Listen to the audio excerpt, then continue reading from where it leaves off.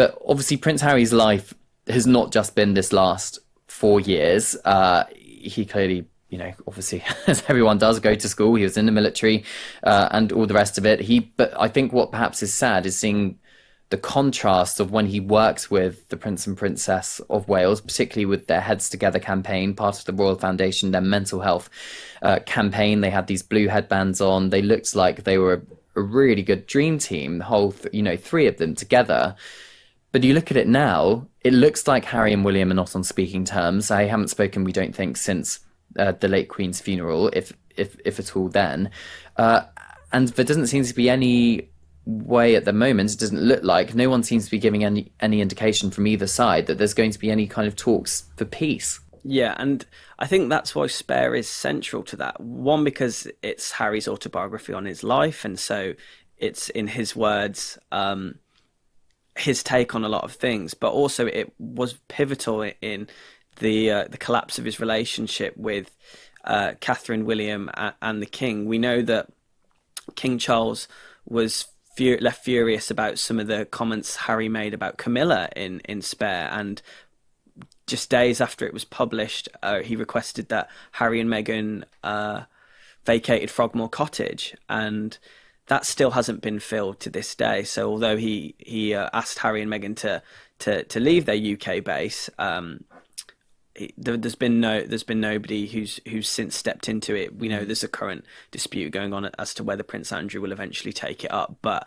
as of yet, no one has. And then with William and Catherine, as you mentioned, that they haven't spoken since Spare was published. So, and there was such personal details about their fallout in that book that Royal sources say it's made William and Catherine feel that they can't trust him again, and how would they get back to being relaxed and trusting him when it could very well end up in a Spare Part 2. Hello, my amazing Royal Sussex Squad family. Welcome back to the channel that tells the truth, defends what's right, and shines a spotlight on the dignity and strength of Prince Harry and Meghan, the Duke and Duchess of Sussex. I'm so glad you're here, because today we're diving into a powerful, emotional and deeply personal story that shows the humanity of Harry, the integrity of Meghan, and the shocking ways their kindness and honesty have been repaid with betrayal, distortion and cruelty by those determined to protect a broken institution at any cost. Before we begin, take a moment to hit that subscribe button if you haven't already, and consider sending a super thanks to support this channel as we continue to stand up for the Sussexes and call out the nonsense. Now let's get into it. Let's go back in time to a moment that many remember for its joy and pageantry, the 2011 wedding of Prince William and Kate Middleton. The world saw the glitz, the glamour, the fairy tale of it all, but what few ever stopped to consider was what that day meant for Harry on a deeply personal level. In his memoir Spare, Harry opened his heart and shared his truth, and that truth wasn't some bitter complaint or jealous outburst, as the tabloids would have you believe. No, it was the heartfelt reflection of a younger brother who loved his sibling, who supported him, and who felt in that moment the painful reality that their bond would never quite be the same again. Imagine standing there, proud of your brother, thrilled he's found his forever partner, and yet feeling the quiet ache that comes with change. The sense that something precious is slipping away. Harry wrote about watching Kate walk down the aisle, looking radiant, and seeing William lead her back up the aisle into the life they were starting together. And in that moment, Harry said goodbye, not just to the ceremony or the day, but to the closeness they had shared as brothers. He spoke of the carefree days of riding across the Lesotho countryside together, of sharing small spaces, laughter, and adventures. That wasn't bitterness. That was honesty. That was love laced with loss. But what did Harry get for daring to share that truth with the world? He got attacked. The very people who should have understood, who should have respected his vulnerability, twisted his words. The media painted him as resentful, as trying to tear down his brother's happiness. But let's be clear, Harry didn't begrudge William his joy. He celebrated it. What Harry mourned was the inevitable change, the loss of that unique brotherly bond they'd once had. And the fact that the press and the palace machine refuse to acknowledge that, choosing instead to feed a narrative of division, speaks volumes about where their priorities truly lie. When Harry introduced Meghan to William and Kate, he did so with hope, with excitement. Meghan, with her grace, her charm, her warmth, was someone Harry knew would be a wonderful addition not just to his life, but to the family. And initially there was goodwill. William and Kate, fans of Suits, welcomed Meghan with smiles and curiosity. Harry shared the sweet details of Meghan cooking for them, of her trying to help William with his cold using natural remedies. This was a family trying to come together, finding common ground, sharing meals and moments. But of course, those positive stories didn't suit the toxic narrative the tabloids were so desperate to push. The warmth, the kindness, it was ignored. Instead, they clung to any hint of tension, any small misunderstanding, and magnified it into something sinister. Take the so-called baby brain incident. Meghan, in her down-to-earth, friendly way, made a comment to Kate, something she might say to a close friend, not realizing it would be taken as an offence. And instead of understanding, instead of laughing it off as so many of us would, it became another strike against Meghan. How many of us have said something without malice only to find it was received the wrong way? But for Meghan, there was no room for error. Everything she did, everything she said was twisted, scrutinized and weaponized against her. And through it all, Harry stood by her side, protecting, defending, trying to make peace where peace was possible. But peace requires both sides to show up, and sadly, time and again, we saw who refused to come to the table. And then there was the infamous story of the tears before Harry and Meghan's wedding. For months, the public was fed the lie that Meghan made Kate cry, that Meghan, this so-called difficult, demanding woman, reduced the delicate Princess of Wales to tears, and it fueled hatred, it fueled abuse. It painted Meghan as the villain.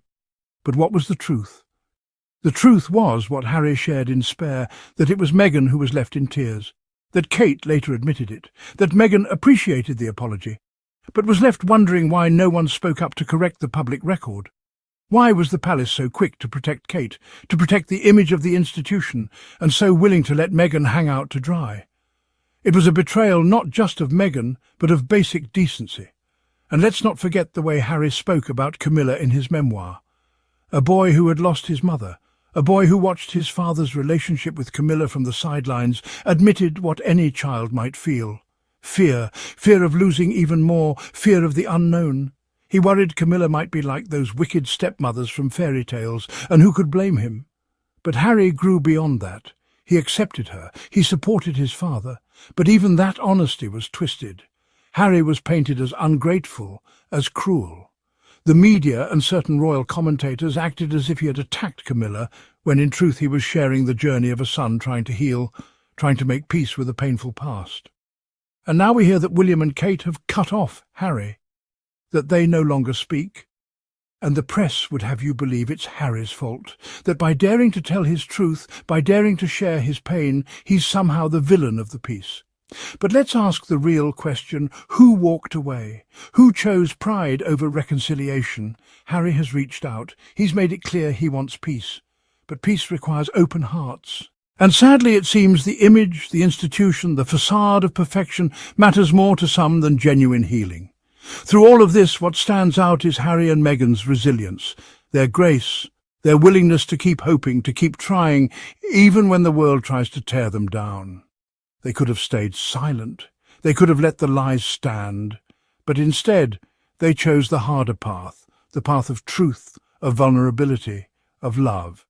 Prince Harry's public criticism of Kate and Prince William led to royal couple no longer speaking to the Duke of Sussex, is seeking to reconcile with the Prince and Princess of Wales more than 2 years after his tell-all memoir was published. Prince Harry's public criticism of Princess Kate and Prince William in his 2023 autobiography Spare led to the royal couple cutting contact with the Duke of Sussex. Below, we take a look at some of the insights Prince Harry shared in his memoir regarding his relationships with the Prince and Princess of Wales, the Duke of Sussex, opened up on his deeply personal reflections about his brother's 2011 wedding to Kate, describing her as the sister I'd never had and always wanted.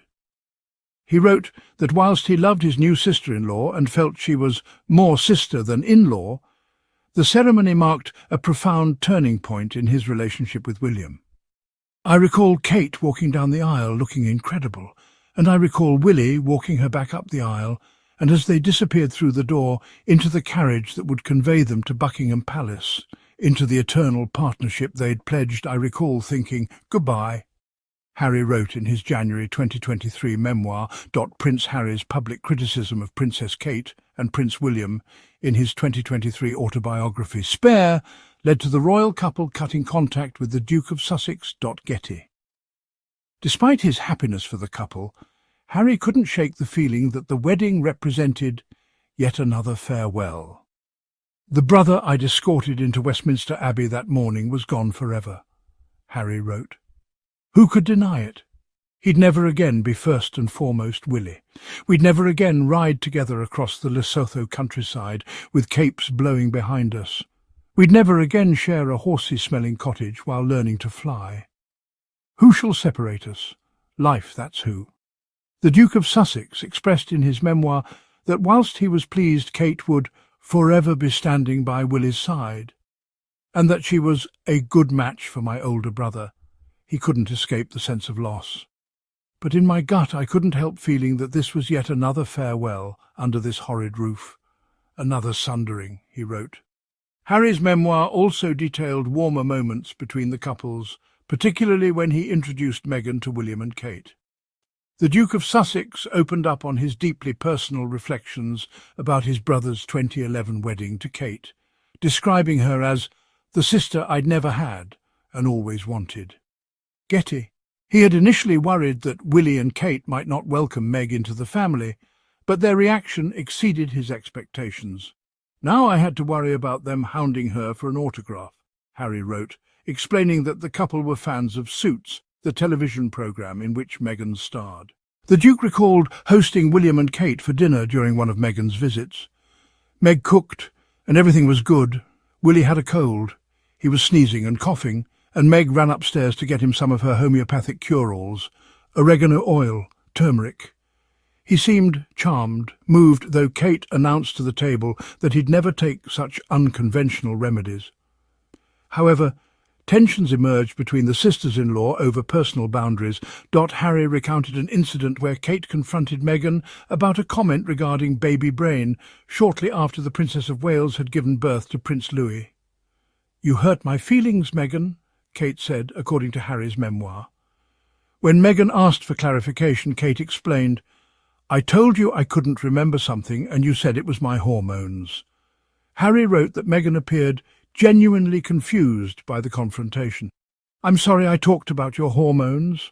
That's just how I talk with my girlfriends," Meghan reportedly responded.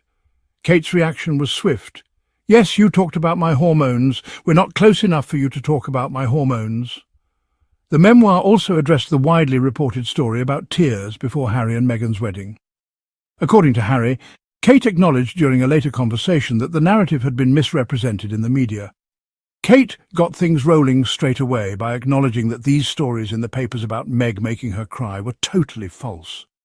"I know, Meghan, that I was the one who made you cry," Harry quoted Kate as saying. The Duke wrote that whilst Meghan appreciated the apology, she remained concerned about why the false version had been published and what was being done to correct them. This revelation contradicted months of coverage that had portrayed Meghan as the aggressor in the pre-wedding incident. Harry's memoir also explored broader family dynamics, including his and William's response to their father's relationship with Camilla. The Duke revealed that whilst the brothers weren't opposed to Charles having a romantic relationship with now Queen Camilla following Princess Diana's death, they didn't want him to marry her. Harry admitted he initially feared Camilla would be like a wicked stepmother, writing, "I remember wondering if she would be cruel to me, if she would be like all the wicked stepmothers in the stories. And that, Royal Sussex Squad, is why we will always stand with them. Why we will continue to lift up their voices, to call out the hypocrisy, and to demand better from those who claim to represent integrity and service. Thank you for being here, for standing with Harry and Meghan, for believing in kindness, in truth and in justice. Make sure you're subscribed if you aren't already. And if you'd like to support this channel and help us keep telling these important stories, please consider sending a super thanks. It makes a huge difference. Until next time, stay kind, stay strong, and keep standing up for what's right, and keep